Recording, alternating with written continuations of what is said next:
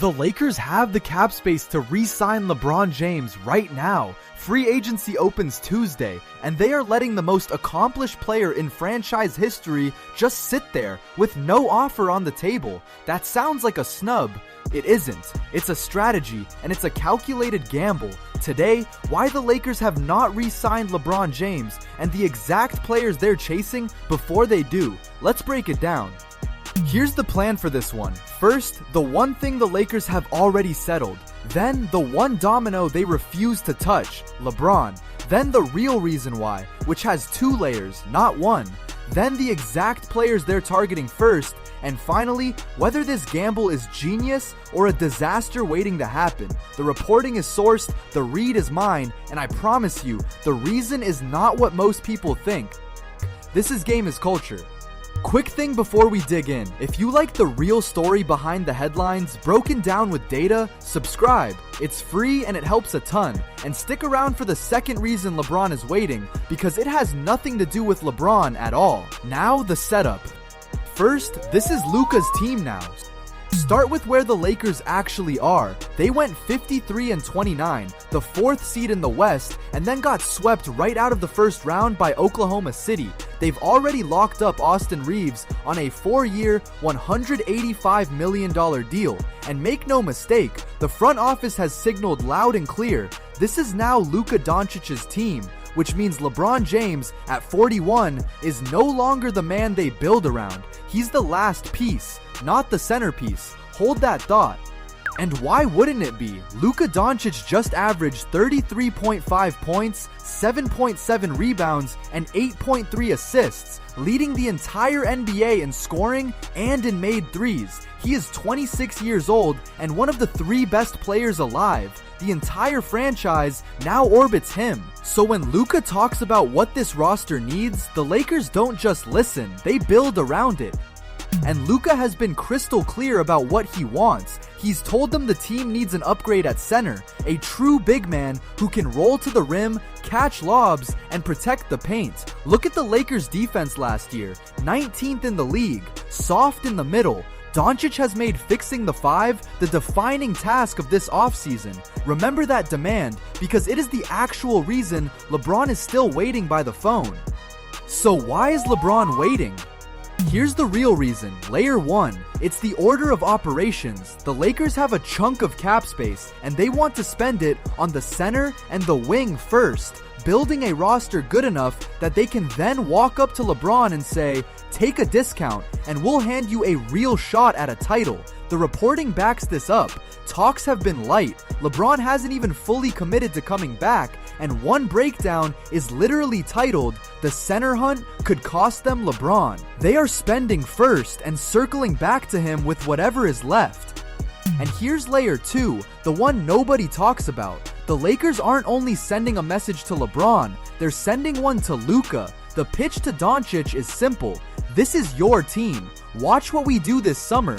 This is a place worth signing an extension to stay. Re-signing a 41-year-old LeBron at full price does not prove that to Luka. Spending real money to fix Luka's roster does. So LeBron's contract is caught in the middle of 2 pitches at once, a discount ask and a recruiting pitch to keep Luka long term. That's my read on why this is taking so long.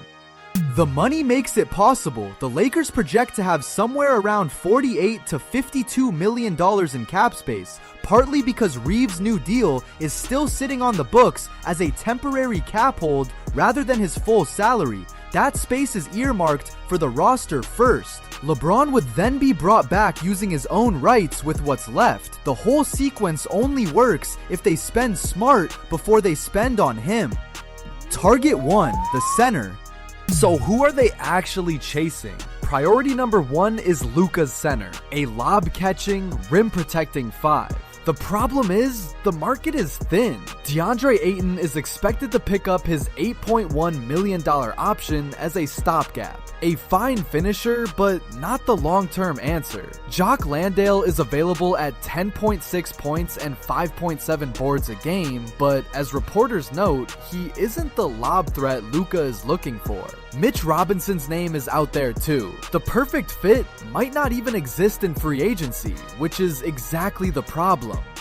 Lay it out and you see the squeeze. What Luka wants is a rim-running lob threat who blocks shots and stays healthy. What the market is actually offering is stopgaps, backups, and fits that are close but not quite. That gap between the need and the names is the single hardest problem on the Lakers board, and every other decision, including LeBron, is waiting on how they solve it.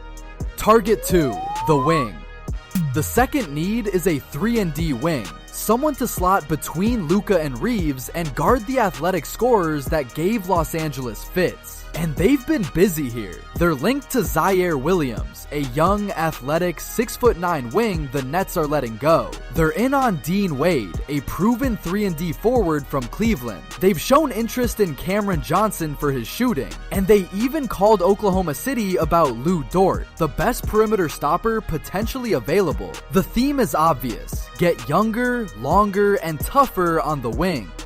Take Zaire Williams as the prototype of what they want. He's 24, 6'9", with a near 40-inch vertical, and he just put up 10.2 points, 1.4 steals, and shot 34% from 3. He's young, switchable, and cheap. Exactly the kind of athletic, rangy wing that has always made Luka's offenses hum. He won't be the headline. He's the connective tissue.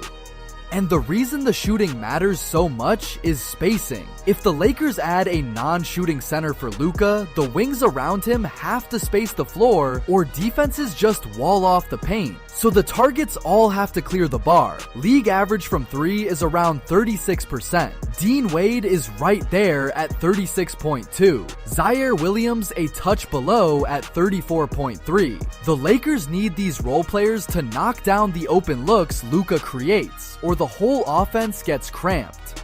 So, the gamble.